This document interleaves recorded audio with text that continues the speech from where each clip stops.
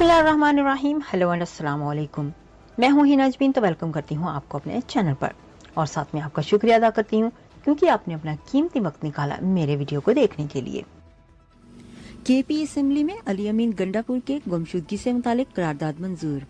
Peshawar Khyber Pakhtunkhwa assembly में वजीर आला अली अमीन गंडापुर की गुमशुदगी से मुतालिक करारदाद मंजूर कर ली गई।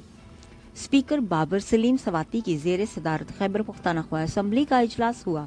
दौरान इजलास सूबाई वजीर कानून आफ्ताब आलम ने वजीर आला अली अमीन गंडापुर के गुमशुदगी से मुतालिक करारदाद ऐवान में पेश की।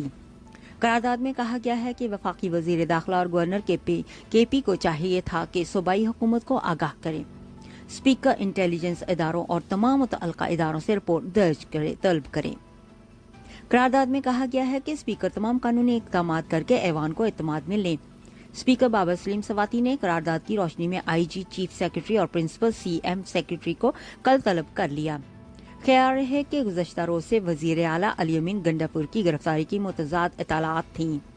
आज वजीर दाखिला मोहसिन नकवी ने कहा है कि वजीर आला अली अमीन गंडापुर के किसी इदारे ने गिरफ्तार नहीं किया।